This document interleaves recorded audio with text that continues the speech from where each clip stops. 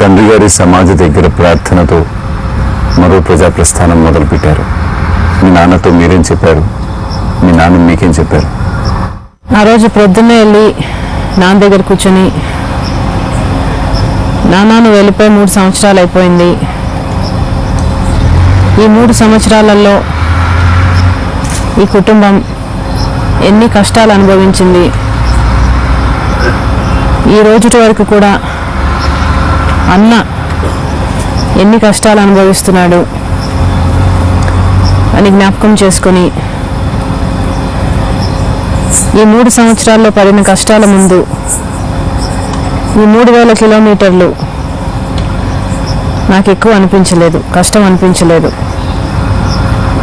దేవా, ఎలాగైతే నువ్వు జోసెఫ్కు చెరసాలలో తోడై ఉన్నావో, ఈరోజు అమాయకుడు అన్న నిర్దోషి అయినా జైల్లో ఉన్నాడు.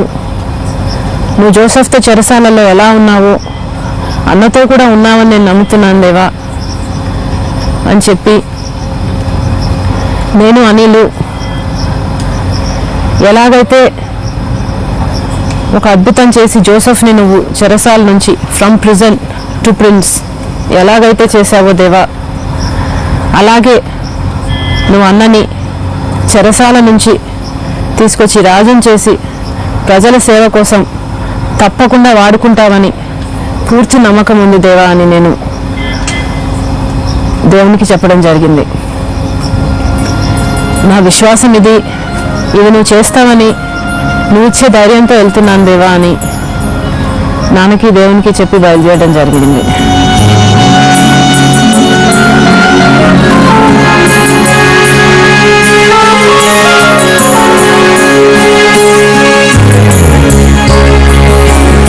ఇంత సుదీర్ఘమైన ప్రయాణం 3000 కిలోమీటర్లు ఈ బంధువులు కానీ స్నేహితులు కానీ ఎవరూ చెప్పలేదా? చాలా కష్టం తల్లి, నువ్వు చేయలేవు, మానుకో, పెద్ద తపస్సు అవుతుంది అని ఎవరు వారించలేదా? చెప్పారు, నా మంచి కోరే చెప్పారు. ఇది చాలా కష్టమమ్మా, నీకు అర్థం కావటం లేదు, బస్ యాత్ర అయితే సులభంగా ఉండేది నీకు, ఇది చాలా కష్టం, మళ్ళీ ఆలోచన చేసుకో అని చాలా చెప్పారు. కానీ జగనన్న ఈ పాదయాత్ర చేయడానికి తనకున్న ఉద్దేశం చాలా గొప్పదనిపించింది. ఈరోజు ప్రజలు పడుతున్న కష్టానికి మనం వెళ్ళి వారికి ధైర్యం చెప్పి, ఓపికగా ఉండండి, రాజన్న రాజ్యం మళ్ళీ వస్తుంది, మీరు నా కుటుంబము, రాజన్న ఎలాగైతే మీ బాధ్యత తన మీద తీసుకున్నాడో నేను మీకోసం నిలబడతాను, మీరు నాకు నానిచ్చిన కుటుంబము, నేను మీ పక్షాన ఉన్నాను, మీ కష్టాల్లో నేను మీకోసం పోరాడతాను అని జగనన్న ఈ పాదయాత్ర తనే చేయాలనుకున్నాడు. ఈ పాదయాత్ర ముఖ్య ఉద్దేశం ప్రజలకు నమ్మకము, ధైర్యము, నిరీక్షణ ఇవ్వడం.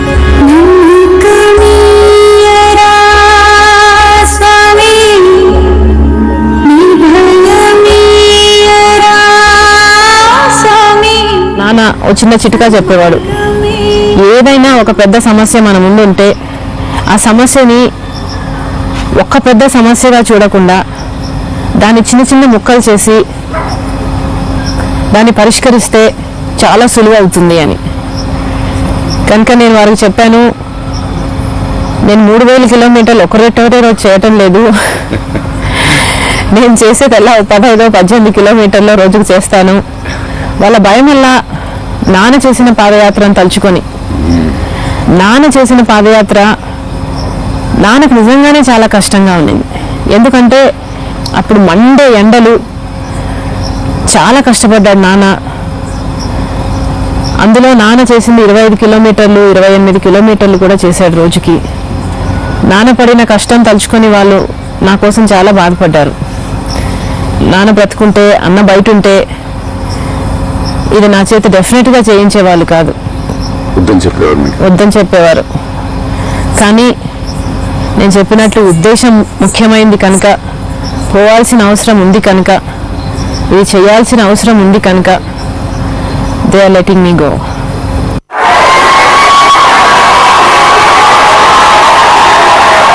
నేను రాజన్న కూతుర్ని,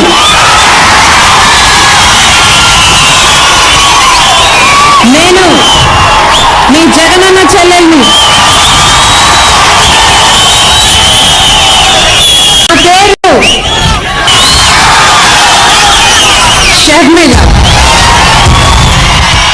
మీ మాటల్లో మీ నాన్న ప్రేమ చాలా కనపడుతూ ఉంటుంది. అదే many beautiful moments that you remember. మీరు మీ బాల్యంలో మీ నాన్నతో పంచుకున్న అందమైన స్మృతులు ఏమైనా ఉన్నాయి? చాలా ఉన్నాయి, కానీ the core of the point is his love. ఆయన ప్రేమ. I was his darling.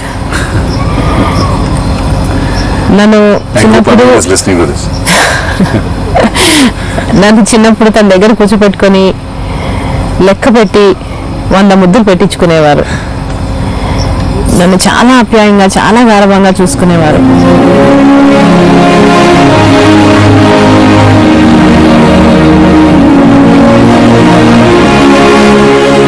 బాల్యమే కాదు, even to the last days నాన్న నన్ను ఎప్పుడు చూసినా తన గుండెల్లో నుంచి నవ్వు పుట్టుకొచ్చేది. తనకి చిరునవ్వు నవ్వి చేయి చాపేవారు, నా బిడ్డ అని. నేను దగ్గరికి వస్తే నా బుగ్గ మీద ముద్దు పెట్టి చాలా మంచిగా అనిపించేది. ఎనీ ఇన్సిడెంట్ లేటర్ టైంలో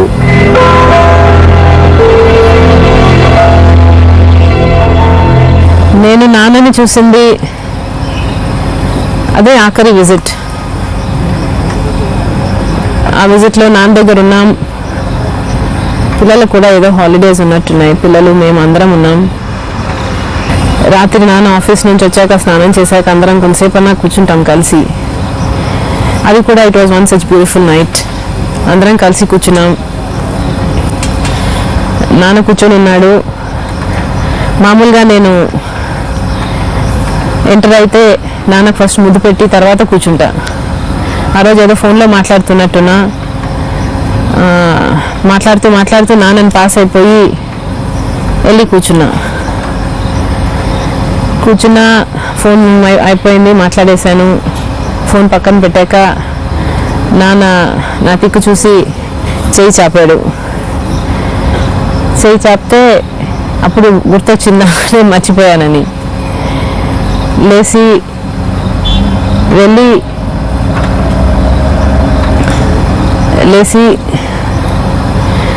ఆయనకి వెళ్తుంటే ఆయన మర్చిపోతే ఎలా అన్నారు అని నేను దగ్గరికి వెళ్తే నాకు ముద్దు పెట్టారు.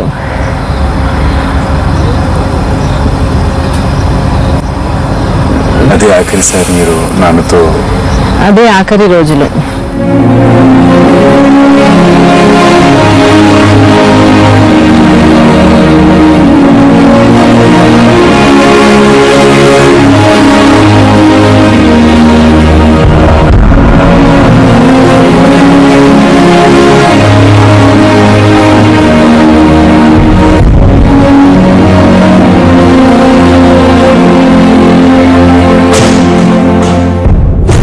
బాల్యమంతా నాన్నేనా?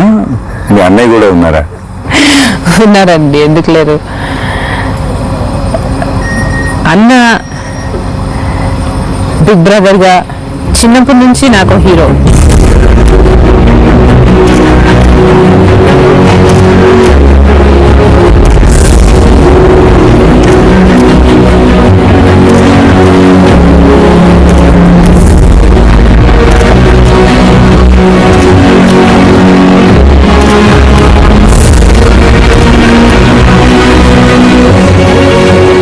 చిన్నప్పుడు అంతా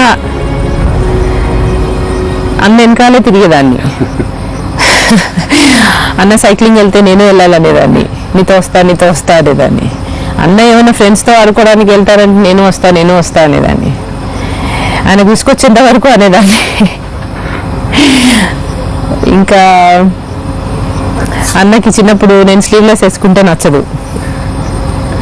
ఆయన పద్ధతిగా ఉండేవాడు, నేను పద్ధతిగా ఉండాలనుకునేవాడు.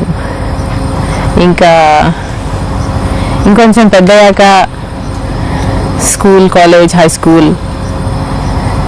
నేను ఎప్పుడైనా ఎస్ఏస్ రాయాలంటే నాకు హెల్ప్ చేసేవాడు. ఎగ్జామ్స్ అంటే ఎప్పుడైనా డ్రాప్ చేసేవాడు. చాలా రెస్పాన్సిబుల్గా, చాలా బాధ్యతగా, ప్రొటెక్టివ్గా ఉండేవాడు కాదు, ఇప్పుడు కూడా ఈజ్ వెరీ రెస్పాన్సిబుల్. అన్నకి 2 కూతుర్లు అయినా నన్ను తను పెద్ద కూతురుగా చూసుకునేంత పెద్ద మనసు ఉంది. చాలా సంతోషం. అంత బాధ్యతగా చూసుకున్న అన్నయ్య మీరు ప్రజాప్రస్థానానికి వెళ్తాను అన్నప్పుడు ఎలా ఫీల్ అయి ఉంటారు? యాక్చువల్లీ సుప్రీంకోర్టు నిర్ణయం వచ్చినప్పుడు మీరు మీ వదిన గారు భారతంలో ఇద్దరు జగన్తో పాటు ఉన్నారు. అక్కడ ఏం జరిగింది? కొంచెం సుప్రీంకోర్టు కంటే 1 విజిట్ ముందుకెళ్తే అన్న ఈ సుప్రీంకోర్టులో తప్పకుండా అన్నకు బెయిల్ వస్తుందని అందరం నమ్మాం. ఈ సుప్రీంకోర్టులో బెయిల్ వచ్చాక అన్న ప్రజల కోసమని పాదయాత్ర చేయాలనుకున్నాడు. తన కోసం తన రూట్ మ్యాప్ కూడా తయారు చేసుకున్నాడు. ఇంతకు ముందే సుప్రీంకోర్టు జడ్జిమెంట్ ముందే ప్రజలకు వెళ్ళి నాన్న ఎలాగైతే పాదయాత్ర చేసి ప్రజలకు ధైర్యం చెప్పాడో, మంచి కాలం వస్తుంది, ఓపిక పట్టండి అని చెప్పాడో, with the same thought he also wanted to do this. రైతులు, విద్యార్థులు ముఖ్యంగా చాలా కష్టపడుతున్నారు. వారికి చెప్పాల్సిన అవసరం ఉంది. టు హోల్డ్ ఆన్, మంచి కాలం వస్తుంది అని పాదయాత్ర చేయాలనుకున్నాడు. దానికి రూట్ మ్యాప్ కూడా తయారు చేసుకున్నాడు. అందరం వస్తుందని అనుకున్నాం బెయిలు. ఆ రోజు జడ్జ్మెంట్ వచ్చే టైంకి అన్నతోనే ఉండాలనుకుని టైమింగ్ ప్లాన్ చేసుకొని వెళ్ళాం. కొంతసేపటికి జడ్జ్మెంట్ వచ్చింది, కానీ నెగటివ్గా వచ్చింది. అందరం బాగా డిసప్పాయింట్ అయ్యాం. కానీ క్షణాల్లోనే అన్న తేరుకొని ధైర్యం ఉండండి అని ధైర్యం చెప్పాడు. అప్పుడు నేను అన్నతో అన్నాను, అన్న ఇంతమంది ఉన్నాం, కానీ నువ్వు ఒక్కడి అయిపోయావు, ఇక్కడ ఒంటరిగా ఉంటున్నావు, మేమందరం బయట ఉన్నాం, నువ్వు ఒక్కడే కష్టాలు పడుతున్నావు, మేమేం చేయలేమా, నేనేం చేయలేనా అన్నా. With all my heart I'm saying this. నీకోసం నేను ఏమైనా చేస్తాను, నా ప్రాణాలైనా ఇస్తానన్నా. చాలా బాధగా ఉంది నువ్వు ఇక్కడ ఉంటే అని చెప్పాను. అన్న నా తల మీద చేపెట్టి నవ్వాడు, స్మైల్ చేశాడు.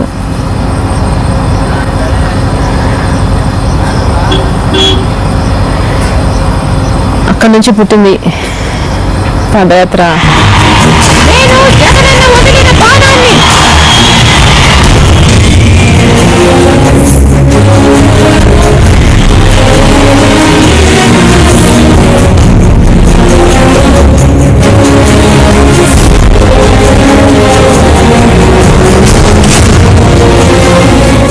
మీరు భారతి గారు ఇలా బాధపడుతున్నప్పుడు జగన్కి బాధ లేదా? బెయిల్ రాలేదు అన్న బాధ కంటే తన ముఖంలో స్పష్టంగా తన పాదయాత్ర చేయలేకపోతున్నాడు అన్న బాధ ఎక్కువగా కనిపించింది. కానీ తనకు ప్రజల మధ్యలోకి వెళ్ళాలి అన్న తపన ఎంతగా ఉందో, అది చేయలేకపోతున్నాడే అని లోపల ఎంత బాధపడుతున్నాడో అని చాలా బాధ వేసింది.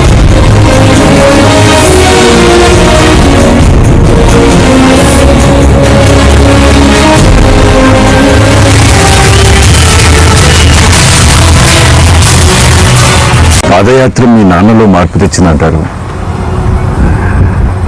ఓదార్పు యాత్ర జగన్ను బాగా మార్చిందంటారు. మరో ప్రజా ప్రస్థానం మిమ్మల్ని ఎలా మార్చింది?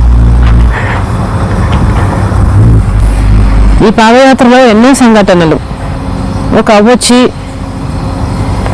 అమ్మ నా భర్తకి పెన్షన్ వచ్చేది చంద్రబాబు నాయుడు గారు ఉన్నప్పుడు 75 రూపాయలు వచ్చేది, మీ నాయన వచ్చి 200 చేశాడమ్మా, బాగానే ఉంది, కానీ ఖర్చులు చాలా అయిపోయినాయి, బతకడం చాలా కష్టమైపోయింది, నాకు కూడా పెన్షన్ కావాలని అధికారులను అడిగాను, అడిగితే వారు నీ భర్త చనిపోయాక నీకు ఇస్తామన్నారు అని అనింది. పెన్షన్ వస్తుందా? రాదు. ముసలాయినకు వస్తుంది, నాకు రాదు. సర్పంచ్ తాను పోతే నీ మొబైల్ చంపుకొని రా అన్నాడు. ఒక భార్యతో తన భర్త గురించి అంత చిన్న చేసి మాట్లాడడము మన సాంప్రదాయంలో ఇటు చాలా బాధాకరం. అంటే తనకు పెన్షన్ రావాలంటే తన భర్త చనిపోవాలని కోరుకోవాలన్నమాట. అంత దారుణమైన పరిస్థితులు ఉన్నాయి ఈరోజు రాష్ట్రంలో. అంత పావర్టీలో, అంత పేదరికంలో బతుకుతున్నారు ఈరోజు మహిళలైతే ఒక తల్లికి తన బిడ్డలను చదివించుకోవాలని చాలా ఆశగా ఉంటుంది. కానీ ఈరోజు తల్లులు బిడ్డల్ని స్కూలుకు పంపించడం కంటే కూలీకి తీసుకువెళ్తే కూలీ డబ్బులు వస్తాయి, ఆ డబ్బులు రాకపోతే 3 పూట్ల తినే పరిస్థితి లేదని స్కూలుకు కూడా పోనీయకుండా వాళ్ళని కూలీకి తీసుకెళ్తున్నారు. వాళ్ళకి ఇష్టమే కాదు, వాళ్ళ స్కూలు పంపించాలనే ఉంటుంది మనసులో, కానీ వాళ్ళని కూడా తీసుకెళ్ళకపోతే డబ్బులు రావు. అన్ని ధరలు పెరిగిపోయినాయి, 4 ఇంతలు 3 ఇంతలు ఏది పట్టుకున్న ధరలు పెరిగిపోయినాయి. చాలా బాధేస్తుంది. శివ అని ఓ చిన్న బాబు, 12 ఏళ్ళు ఉంటాయి, గొర్రెల కాపరి పేపర్లో వచ్చింది. రైట్. నా మనసులో ఇట్ లెఫ్ట్ అన్ ఇంప్రెషన్. ఆ బాబు వాళ్ళ అమ్మ లేదు, వాళ్ళ నాన్న ఇస్ సిక్ ఇన్ బెడ్, కనుక గొర్రెలను కాచుకోవడానికి ఈ అబ్బాయి వచ్చాడు. ఆ అబ్బాయిని చూస్తే ఇంత బాధ్యత ఈ ఒక్క చిన్న పిల్లోడే మోస్తున్నాడా అని ఆశ్చర్యం వేసింది. ఏం నాన్న నీకు చదువుకోవాలని లేదా అంటే, స్కూల్కి వెళ్ళాలని లేదా, నువ్వు స్కూల్కి వెళ్ళవా అంటే అబ్బాయికి కళ్ళల్లో నీళ్ళు తిరిగాయి. ఇష్టమక్క నాకు స్కూలు, కానీ జీవాలను చూసుకోవాలి కదా, మా నాన్నకు బాగలేదు కదా అన్నాడు. చాలా బాధేసింది, మనసును పిండేసినట్టు అయిపోయింది. నాకు తిండి లేదు, పెన్షన్ లేదు, చదువు లేదు, ఇలా చెప్పుకుంటూ పోతే ఎన్నో వీళ్ళకు government is denying their benefits. బాధపడుతున్నానా? రాజన్న రాజ్యం మళ్ళా వస్తుంది, జగన్ ముఖ్యమంత్రిని చేసుకుంటే అన్ని నేరాలు జరుగుతాయి. ఇంకొకసారి అఫ్రీన్ అని ఒక అమ్మాయి డిస్టింక్షన్లో పాస్ అయింది high school. She wants to do pharmacy, B-pharmacy చేయాలని ఆ పాపకు ఉంది. వచ్చి నా దగ్గరికి రోడ్డు పక్కన కలిసి కన్నీళ్ళు పెట్టుకుంది, ఏడ్చేసింది.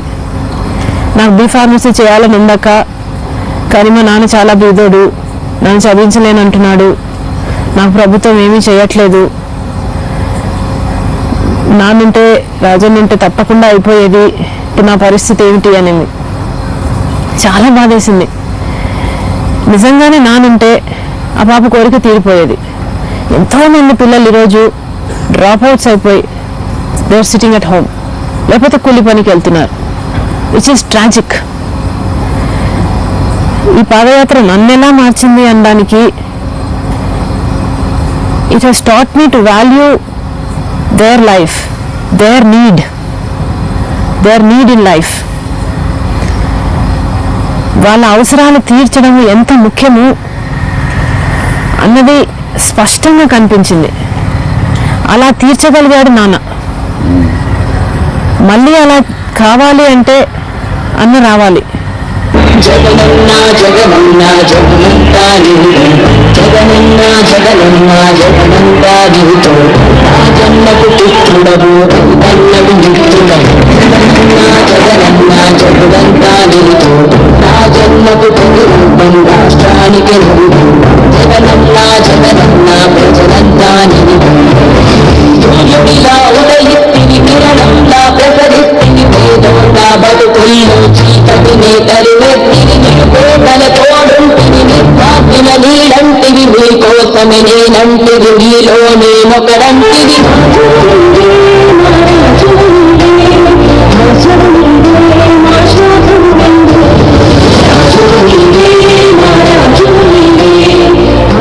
And it was my mission now to లక్ష్యం అయిపోయినది. యా ఆ హోప్ ఉంది, ఆ రోజు వస్తుంది అని చెప్పడము నా మిషన్ అయిపోయింది. ఇది మరో మరో ప్రజా ప్రస్థానం, ఇది మరో మరో ప్రజా ప్రస్థానం.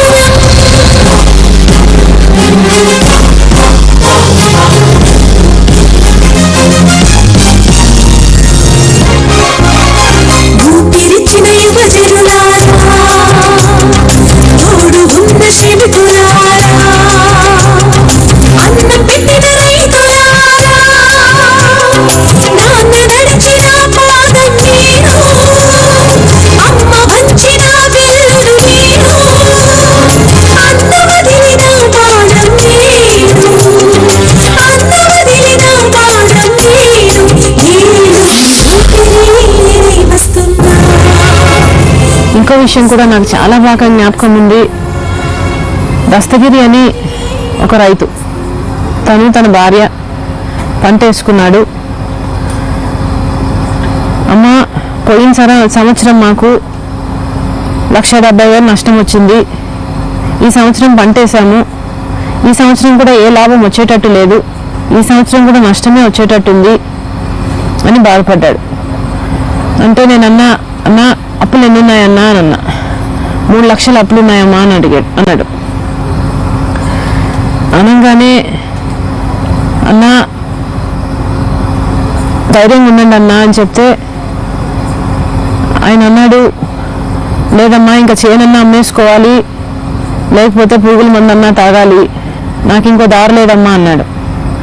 లేదన్నా మంచి కాలం వస్తుంది, మీరు కొంచెం ఓపిక పట్టండి, మీ ప్రాణాలు చాలా విలువైనవి, మీ చేనులు కూడా విలువైనవి, అమ్ముకోవద్దండి, కొంచెం ఓపిక పట్టండి అన్న, జగనన్న వస్తాడు, వస్తే మళ్ళీ రైతు రాజు అవుతాడు, తప్పకుండా రాజన్న నాన్న మీ పక్షాన్ని ఎట్లా నిలబడ్డాడో జగనన్న కూడా నిలబడతాడన్నా అని నేను ఎంత కన్విన్స్ చేయడానికి ట్రై చేసినా ఆయన తన భార్య అయితే చాలా క్లియర్గా చెప్పింది, వస్తాడమ్మా అన్న వస్తాడు, కానీ అంతవరకు తినడానికి ఉంటేనే కదమ్మా బ్రతుకుండేది, ఇంకా దాని బదులు చనిపోవచ్చు కదా అనింది. అంటే at that point of time the challenge was to convince them to hold on.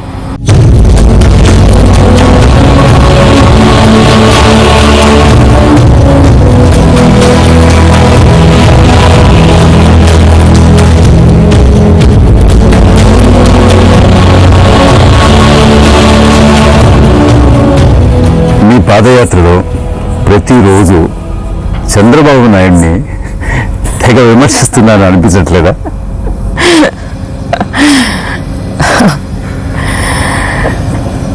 నాన్న ఒక మాట అనేవాడు, విశ్వసనీయతే మనిషికి విలువనిస్తుంది అని.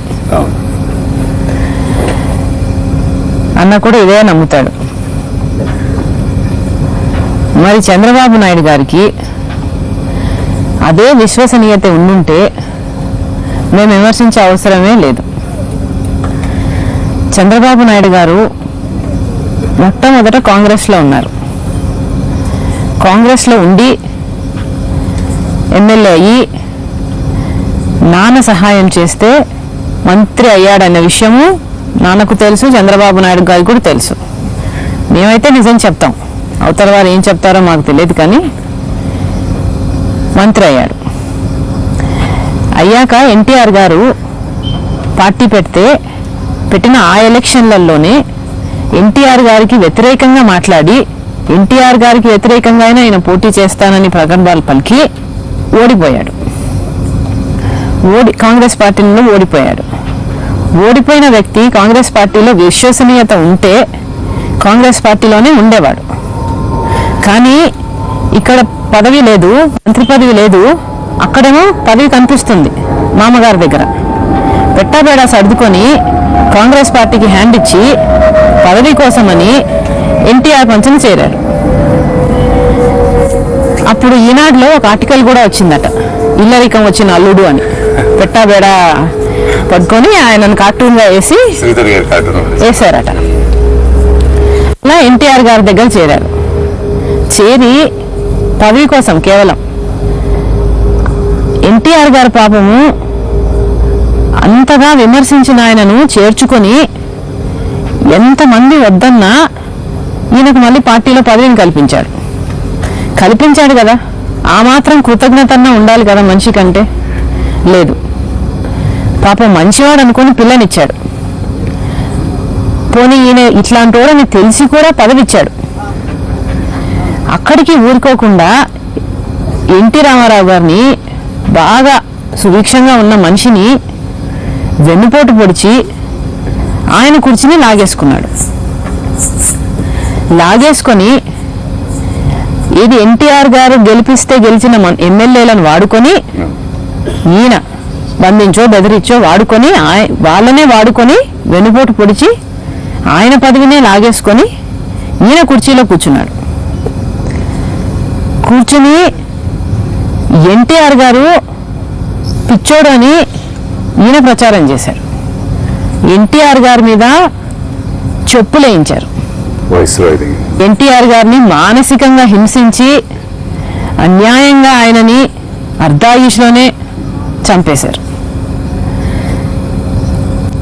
మొదటి ఎలక్షన్ ఏమో ఎన్టీఆర్ గారి వల్ల ఈయనకు అధికారం వచ్చింది. ఈయన గెలవలేదు, ఎన్టీఆర్ గారి దగ్గర నుంచి లాగేసుకున్నాడు.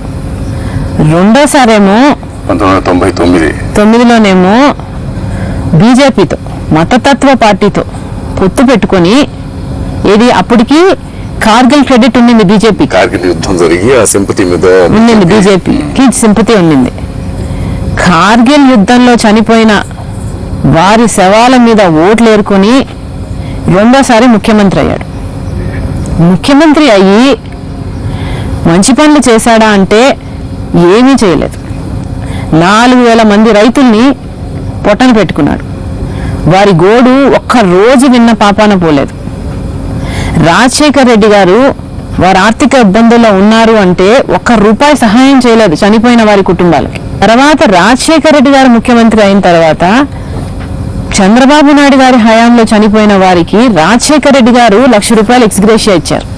వారి అప్పులు తీర్చడానికి వాళ్ళతో, బ్యాంకు వాళ్ళతో మాట్లాడి వన్ టైం సెటిల్మెంట్ కింద 50,000 మళ్ళీ సహాయం చేశారు ఆ రైతులకి. రెండోసారి ముఖ్యమంత్రి అయ్యాక చంద్రబాబు నాయుడు గారు ఇంకొకటి కూడా, రాష్ట్రానికి నాన్నగారు ఎప్పుడు అనేవారు, తీరని అన్యాయం చేశారని. కేజీ బేసిన్ని అన్యాయంగా మన రాష్ట్రానికి ఉపయోగపడుతుంది, అది ఎంత అవసరమో అని తెలిసి కేజీ బేసిన్లో వచ్చే గ్యాసు పైప్ లైన్ ద్వారా అతి తక్కువ ధరలో మొత్తం మన రాష్ట్ర ప్రజలందరికీ ఇవ్వచ్చు. విద్యుత్ అవసరాలు తీరుతాయి, గ్యాసు అవసరాలు తీరుతాయి. అట్లాంటి ప్రాజెక్టు, లక్షల కోట్లు చేసే ప్రాజెక్టుని బంగారు పల్లెంలో పెట్టి ఇచ్చేశాడు సొంత లాభం కోసం. నానెప్పుడు అనేవాడు, చరిత్రహీనుడిగా మిగిలిపోతాడు చంద్రబాబు నాయుడు గారు అని. అంతేకాకుండా 2004 ఎలక్షన్స్కి అలిపిరి ఘటన అని ఒకటి జరిగింది. దాంట్లో బాంబ్ బ్లాస్ట్లో ఈయన మీద అటాక్ జరిగితే ఈయన గారు చేతులు ఊపుకుంటూ బయటకు వచ్చారు.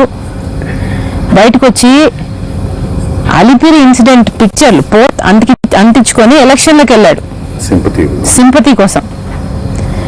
ప్రజలు నమ్మలేదు, బుద్ధి చెప్పారు. ఈ రోజుటి వరకు కూడా చంద్రబాబు నాయుడు గారు మళ్ళీ ప్రజల్ని మోసం చేయాలని, ఇంతమందిని మోసం చేశారని జీవితకాలంలో, మళ్ళీ ప్రజల్ని మోసం చేయాలని ఈరోజు పాదయాత్ర చేస్తున్నాడు. పోనీ పాదయాత్రలో తన 9 హయాంలో ఏం చేశాడో, నా రాజ్యం తీసుకొస్తా నేను అని చెప్పటం లేదు, ఆ ధైర్యం లేదు. ఈయనకు తెలుసు ఈయన ఎంత ఘోరంగా పరిపాలన చేశాడు. రాజశేఖర్ రెడ్డి గారు ఏ మంచి పనులు అయితే చేశారో అవన్నీ చేస్తానని చెప్తున్నాడు, విచ్ ఇస్ నాట్ ట్రూ. పచ్చి అబద్ధాలు చెప్తున్నాడు. గ్యాస్ ధరలు పెంచలేదంట, ఆర్టీసీ ధరలు పెంచలేదంట, తనున్నప్పుడు ఎలక్ట్రిసిటీ ఛార్జీలు పెంచలేదంట. మైకు పట్టుకొని పచ్చి అబద్ధాలు చెప్తున్నాడు. హిట్లర్ గారి దగ్గర గోబెల్స్ అని ఒక మంత్రి ఉన్నవాడంట.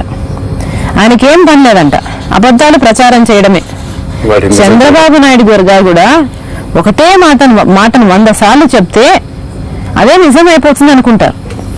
మైక్ పట్టుకొని పదే చెప్పుకుంటూ పోతున్నారు. ఇప్పుడు మరి అలాంటి మనిషి మీద ప్రజల్ని మోసం చేయాలనుకుంటున్నాడు ఈ రోజు వరకు కూడా. పోనీ ఇన్ని చేశాడో ఇంకా గమ్మునుంటే సరిపోయేది. ఇన్ని చేసి కూడా మళ్ళీ ప్రజల్ని మోసం చేయాలని గోబల్స్ ప్రచారం చేస్తూ ఈ రోజుటి కూడా తిరుగుతున్నాడంటే ఇంక మరి ఆయనని విమర్శించగా ఇంక మమ్మల్ని ఏం చేయమంటారండి? చెప్పండి. రాజన్న రాజ్యం నేను తెస్తాను, రాజశేఖర రెడ్డి గారు చాలా బాగా చేశారు, నేను బాగా చేయలేదు, నాకు బుద్ధి వచ్చింది, నేను రాజశేఖర రెడ్డి గారు ఏం చేశారో నేను అదే చేస్తాను, రాజన్న రాజ్యం తెస్తాను నేను అని చంద్రబాబు నాయుడు గారిని చెప్పండి. రేపటి నుంచి మానేస్తాం మేము విమర్శించడం.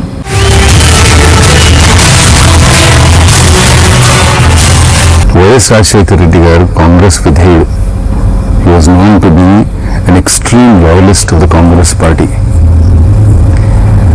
అలాంటి పార్టీని విమర్శిస్తుంటే మీకు బాగా అనిపిస్తుంది? నిజమే. నానా was always a Congress man. నానా 30 ఏళ్ళు ఆ పార్టీకి సేవ చేశాడు. ఎన్ని కష్టాలు ఎదురైనా ఆ పార్టీలోనే ఉన్నాడు. తను పాదయాత్ర చేసిన తర్వాత తనకు వచ్చిన మైలేజ్కి ఎంతోమంది పార్టీ పెట్టి నువ్వే గెలవచ్చు, నువ్వే గెలుస్తావు, పార్టీ పెట్టుకోవచ్చు అని ఎంతమంది సజెస్ట్ చేసినా వినకుండా అదే పార్టీలోనే లాయల్గా ఉండాలి అని ఉండి ముఖ్యమంత్రి అయిన తర్వాత కూడా ఏ స్కీమ్ చేసినా, ఏ ప్రోగ్రాం చేసినా గాంధీ వాళ్ళ ఫ్యామిలీ పేర్లే పెట్టి చాలా ఫెయిత్ఫుల్గా ఉంది.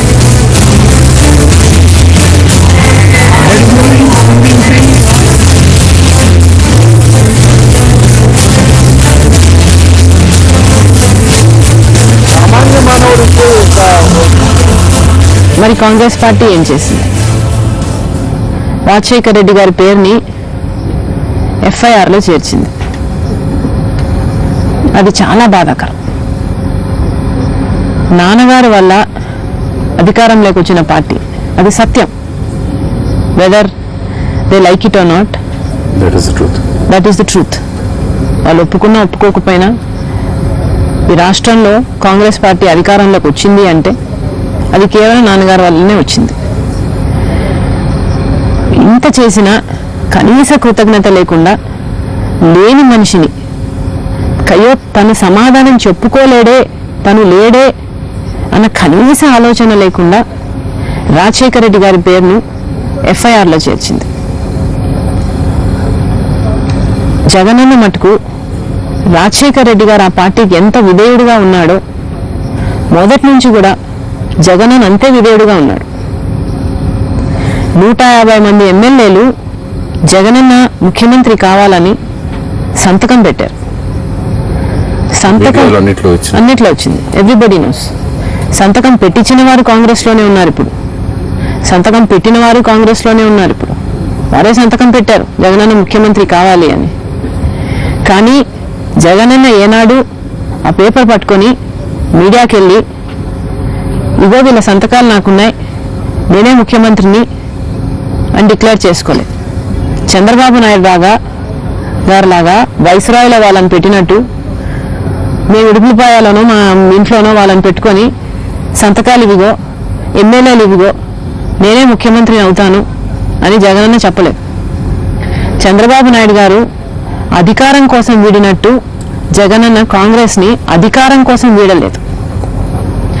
ఎంతో విధేయుడుగా అంతమంది సంతకాలు పెట్టినా కూడా జగనన్న ప్రణబ్ ముఖర్జీ గారి సాక్షిగా, ఇప్పుడున్న ప్రెసిడెంట్ గారి సాక్షిగా రోసయ్యని ప్రపోజ్ చేయమంటే ప్రపోజ్ చేశారు. విధేయుడుగా ఆ పార్టీకి విధేయుడుగా ఉండాలని, నాన్న విధేయుడుగా ఉన్నాడు కనుక ఆ పార్టీకి విధేయుడుగా ఉండాలని ప్రపోజ్ చేశారు. కానీ నాన్న చనిపోయిన స్థలంలో జగనన్న ఒక మాట ఇచ్చాడు. నల్లకాలువ సభలో ప్రజలంతా నా కుటుంబము, అప్పటికే మా కుటుంబం చాలా బాధపడతా ఉంది. అసలు నాన్న పోవటంతో ఒక బాడీకి హెడ్ కట్ చేస్తే శిరస్సు లేకుండా బాడీ ఎలా ఉంటుందో అలా ఉండింది మా పరిస్థితి. అంతటి పరిస్థితిలో ఉండి ఒక ఆలోచన చాలా కలిసివేసింది. మేము చాలా బాధపడతా ఉన్నాం. కానీ 660 మంది నాన్నగారు చనిపోయారన్న బాధతో ప్రాణాలు వదిలారు. వాళ్ళు నాన్నని మాకంటే ఎక్కువ ప్రేమించారా అనిపించింది. అలాంటి వాళ్ళని ఓదార్చడము జగనన్న తన కనీస బాధ్యత అనుకున్నాడు. కర్తవ్యంగా భావించి చెప్పారు ఆ రోజు. ఆ తండ్రికి తగ్గ కొడుకుగా కనీస బాధ్యత అది అనుకుని నేను వస్తాను అని మాటిచ్చాడు. Personal, it was not political, పార్టీకి సంబంధం లేదది. పర్సనల్గా ఒక కొడుకు స్థానంలో ఉండి మాట ఇవ్వడం జరిగింది. వెస్ట్ గోదావరిలో, ఖమ్మంలో ఓదార్పు స్టార్ట్ చేస్తే వచ్చిన ఆదరణను చూసి కాంగ్రెస్ పార్టీ ఇది చేయడానికి వీల్లేదు, జగనన్నకు పర్సనల్ మైలేజ్ ఎక్కువ వస్తుంది అని ఆపేయమన్నారు. అయినా పార్టీని వదల అప్పుడు కూడా పార్టీని వదలలేదు. జగనన్న వీలైన నాయకులందరితో మాట్లాడాడు, అందరినీ అడిగాడు.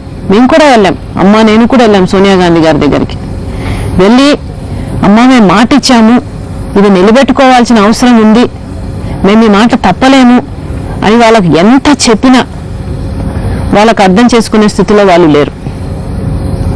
అప్పటికి పార్టీని వదలలేదు.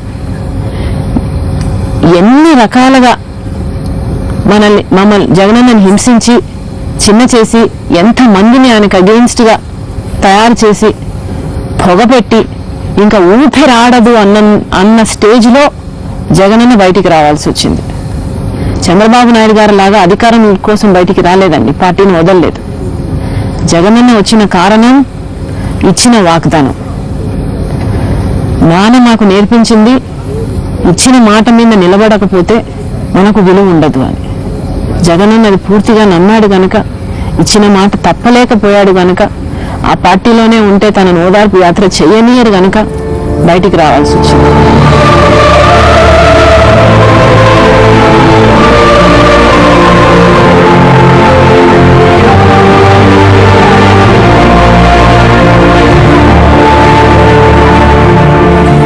మాట ఇచ్చినందుకు జగనన్న ఓదార్పు యాత్ర చేస్తుంటే అప్పుడు కాంగ్రెస్ వాళ్ళు అన్న మాట, హైకమాండ్ మాట కాదని ఎట్లా చేస్తారు, మీరు హైకమాండ్ చేతి గుర్తును పెట్టుకొని గెలిచి వాళ్ళు చెప్పిన మాటను కాదని ఎలా ఓదార్పు యాత్ర చేస్తారు అన్నారు. నిజానికి గెలిచింది, ఆ పార్టీని గెలిపించింది నాన్న, అది సత్యం. కానీ ధర్మంగా ఆలోచిస్తే ఆ పార్టీ నుంచి గెలిచి ఆ పార్టీ మాటను కాదనడం ధర్మం అనిపించలేదు. సత్యం కన్నా ధర్మం గొప్పగా అనిపించింది. ధర్మం కాదు కనుక ఆ పార్టీలో ఉండి ఆ మాట నిలబెట్టుకునే అవకాశం లేకపోయింది కనుక జగనన్న ఆ పార్టీ నుంచి బయటికి రావాల్సి వచ్చింది. వచ్చి ఈరోజు ఆ పార్టీని విమర్శిస్తున్నాము అంటే ఎందుకు విమర్శిస్తున్నాము? ఓదార్పు యాత్ర కాదన్నారు మీరు అని విమర్శిస్తున్నామా? కాదు కదా.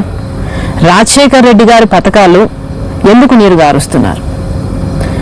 ఆయన అమలుపరిచి చూపించిన పథకాలను మీరు ఎందుకు చేయలేకపోతున్నారు? మీరు చేయట్లేదు కనుక ఆయన పథకాలన్నింటినీ నీరు గారుస్తున్నారు కనుక విమర్శిస్తున్నాం. చేయమని చెప్పండి. రాజశేఖర్ రెడ్డి గారు ఎంత చక్కగా పథకాలన్నీ చేశారో, ఆరోగ్యశ్రీ అయితేనేమి, ఫీజు రీయింబర్స్మెంట్ అయితేనేమి, పావలా వడ్డీ అయితేనేమి, ఉపాధి హామీ అయితేనేమి, ఎనీథింగ్ యూ టేక్, రుణమాఫీ అయితేనేమి, ఎనీథింగ్, అదే చిత్తశుద్ధితో జలయజ్ఞం అయితేనేమి చేయమని చెప్పండి. మేము ఎందుకు విమర్శిస్తాం? మీకు జలయజ్ఞం అంటుంటే గుర్తుకొచ్చింది, నెట్టంపాడు దగ్గర చాలా ఉద్వేగానికి గురయ్యారు. ఐ థింక్ యూ క్రైడ్, కంటితడి పెట్టుకున్నారు.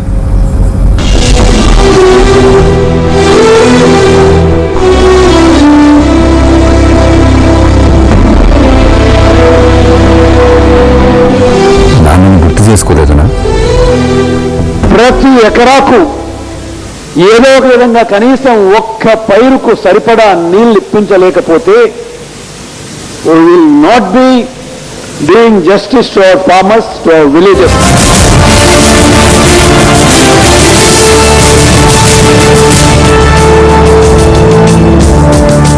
నెట్టంపాడైనా, హంద్రీనివా అయినా, లేక వారు ప్రారంభోత్సవం చేస్తున్న ఏ ప్రాజెక్ట్ అయినా ఈరోజు ఆ దశకు వచ్చాయంటే అది నాన్నగారి వల్ల వచ్చాయి. నాన్నగారికి గనక చేయాలనిపించకపోతే, చిత్తశుద్ధితో చేసుండకపోతే ఈరోజు ఆ ప్రాజెక్టులు వచ్చేవి కావు. ఇన్ని సంవత్సరాలు అయింది మనకు ఇండిపెండెన్స్ వచ్చి, ఏ ప్రాజెక్టులు ఈ దశకు రాలేదు. వచ్చాయి అంటే అది కేవలం ఆయనున్న 5 సంవత్సరాలలో జరిగిన పనుల వల్ల. అలాంటిది ఈరోజు ఈ కాంగ్రెస్ వాళ్ళు నెట్టంపాడు అయితేనేమి, హంద్రీనివా అయితేనేమి ప్రారంభోత్సవం చేస్తూ, దానిలోని జాతికి అంకితం చేస్తూ, దాని శంకుస్థాపన చేసిన వారిని పేరు పెట్టిన వారిను జ్ఞాపకం చేసుకుంటారు. కానీ ఒక్కసారి కూడా రాజశేఖర రెడ్డి గారి పేరుని ముఖ్యమంత్రి గారు ఉచ్చరించలేదు. నిజానికి వీరికి ఉచ్చరించే అర్హత లేదు. కానీ ఆయనకి ఇవ్వాల్సిన ఘనతని ఆయనకి ఇవ్వడము వీరి కనీస బాధ్యత. ఎందుకంటే అది చేసింది రాజశేఖర రెడ్డి గారు. ప్రజలకు తెలుసు, వాళ్ళకి కూడా తెలుసు. కానీ ఈరోజు ఆయన పేరు కూడా ప్రస్తావించడం లేదు. చాలా బాధేసింది. నెట్టంపాడు నీళ్ళని చూస్తే, నానుంటే, నేను ఎక్కడైతే నించున్నానో అక్కడే నాన్న నించునుంటే ఎంత సంతోషించేవారో అనిపించింది. ఒక్కొక్క చాలా గర్వంగా ఉండింది, నాన్న చేశాడు ఇది, సాధించాడు ఇది అని. ఇన్ని లక్షల ఎకరాలకు నీళ్ళు వస్తాయంటే చాలా సంతోషం అనిపించింది. కానీ ఈ మనుషుల్ని చూస్తే, ఈ కుళ్ళు రాజకీయాలను చూస్తే, విలువ లేని రాజకీయాలను చూస్తే చాలా బాధేసింది. నాన్న పేరును ఒక్కసారి కూడా అనుకోలేకపోయారు వీళ్ళు అని మనసుని చాలా కలిచివేసింది. ఇప్పుడు ఎంతోమంది మినిస్టర్లు అయితేనేమి, రాజ్యసభ పదవులు అనుభవిస్తున్న వారైతేనేమి ఎంతోమంది ఉన్నారు. నాన్నగారు చేస్తే, నాన్నగారు ఇస్తే ఆ పదవులు అనుభవిస్తున్నారు. కానీ నాన్నగారి తరఫున ఏ ఒక్కరూ మాట్లాడలేదు. ఆయన పేరు FIRలో చేస్తుంటే అందరూ వేడుక చూశారు. చీమ కొట్టినట్లు అనిపించలేదు వాళ్ళకి. అలా తయారయ్యాయి మన రాజకీయాలు. నాన్నగారు లేనందుకు బాధేస్తూ ఉంది. కానీ ఈరోజు రాజకీయాలలో విలువ లేనందుకు, మానవత్వం లేనందుకు చాలా చాలా బాధేసింది. ఇన్ని రోజుల పాదయాత్ర తర్వాత రాజకీయం అంటే ఏమర్థమైంది? చనిపోయింది నాన్న కాదని, చనిపోయింది రాజకీయాల్లోని మానవత్వం అని అర్థమైంది. మళ్ళీ ఆ మానవత్వం చిగురించాలంటే జగనన్న వస్తే తప్ప అది జరగదని అర్థమైంది.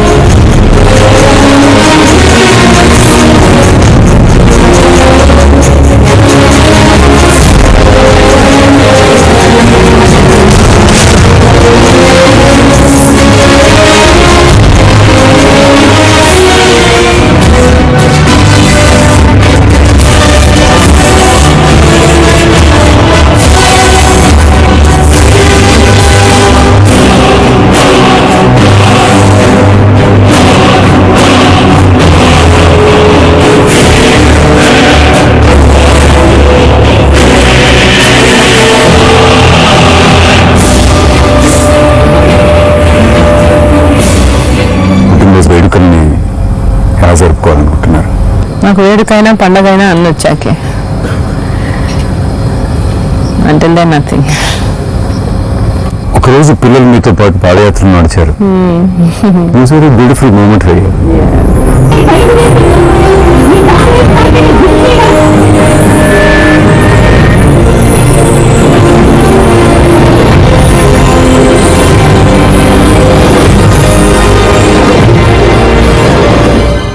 ఫ్యామిలీ ఇలా తీసుకుంది. ఇన్ని రోజులు అమ్మ దగ్గర ఉండకపోవడం, భార్య దగ్గర ఉండకపోవడం, ఒక్కోసారి వదిన తన మరదల దగ్గర లేకపోవడం, అమ్మ తన బిడ్డ దగ్గర లేకపోవడం. How are they dealing with it? అమ్మకి యాజ్ యూజువల్ బాగా తింటున్నావా, I you taking enough care, I you sleeping well, చాలా కన్సర్న్ ఉంటుంది. అన్నేమో హీజ్ వరీడ్, ఎలా చేస్తుందో, ఇంతమంది జనం, ఇంత నడక, ఎలా ఉందో అడుగుతాడంట. వదినేమో బాగున్నావు పాప, you take care of your self, you make sure you take care of your self అంటుంది. Anil has been very supportive. He misses me, the kids miss me. Raja, my son, is okay. He understands, I think. But the బయటకు చెప్పే రకం కాదు emotions, so seems to be okay. Silent sufferer. Not a sufferer, but he's taken care of. జిల్లీ చాలా miss చేస్తుంది, నేనంటే చాలా అటాచ్డ్గా ఉంటుంది. తను ఒకటి మటుకు మమ్మ ఇప్పటి కూడా మెసేజ్లు ఫోన్లు కాన్స్టెంట్గా she keeps doing it. they're all okay, they all understand. దేవుని దయ వల్ల it's been going well. The people are taking me well. YS అన్న లేని లోటు, జగన్ గారు లేని లోటు ప్రజల మీద చూసుకుంటున్నారు.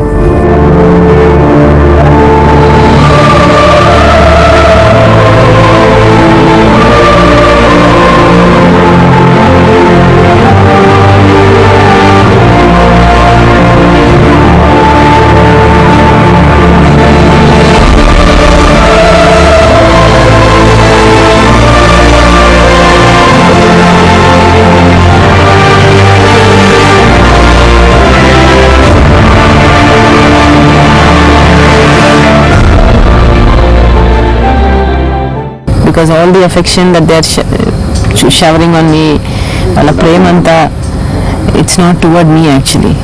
అది నాన్న మీద వారికి ఉన్న అభిమానం, అన్న మీద వారికి ఉన్న ప్రేమ. And because none of them are accessible now, they're showering it on me. Truly feels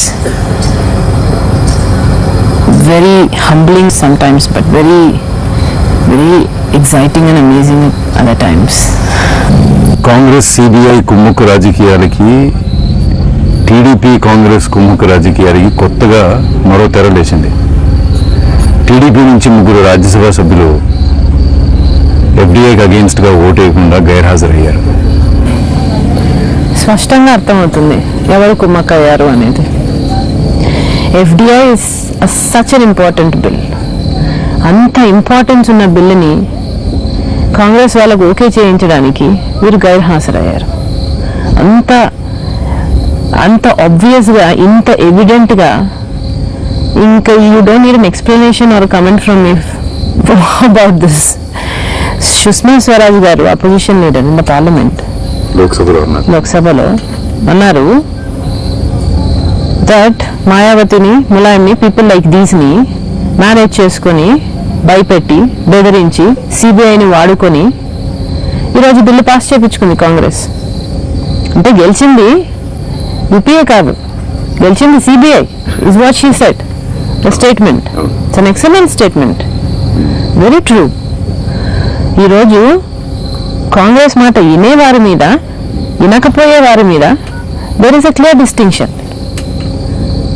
Jagananna party నుంచి బయటకు వచ్చింది November 27th.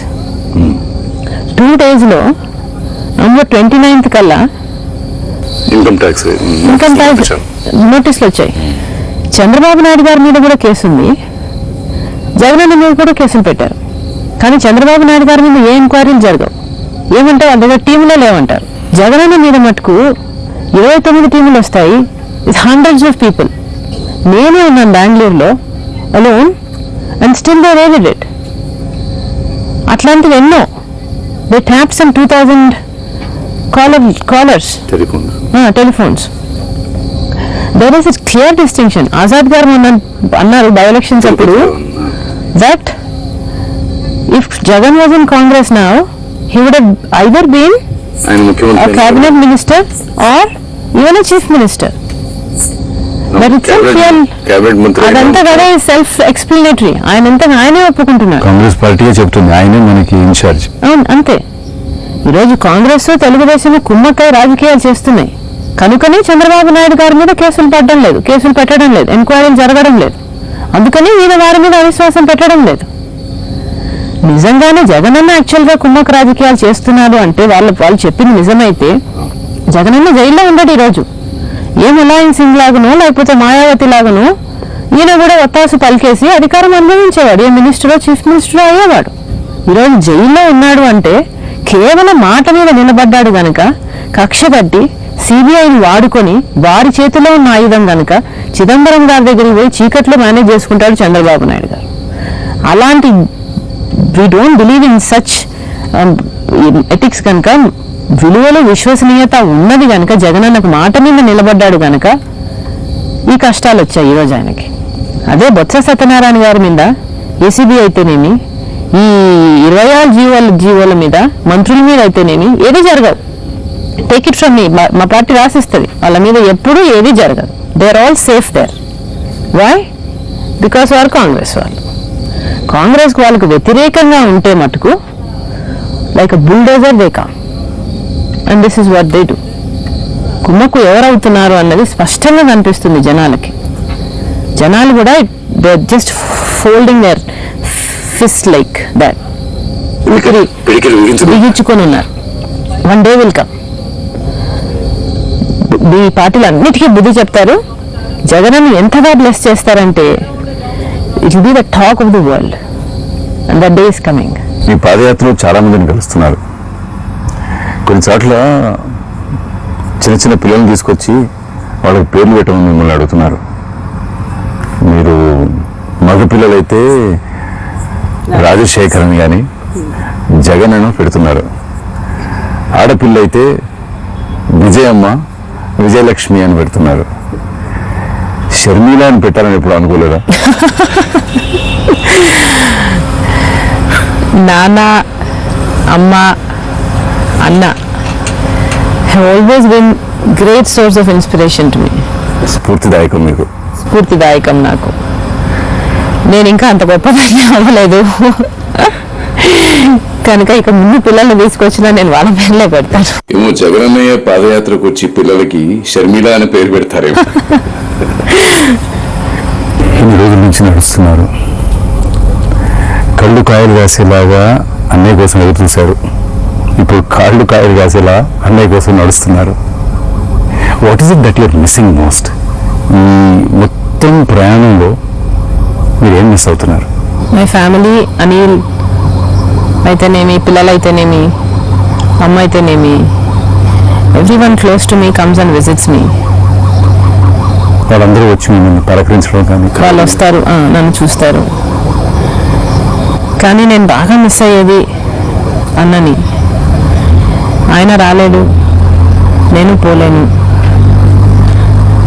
అన్న లేని లోటు, అన్న దూరమైన లోటు చాలా స్పష్టంగా కనిపిస్తుంది. ఇప్పటికీ 52 రోజులు అయిపోయింది అన్నను చూసి. కష్టంగానే ఉంది.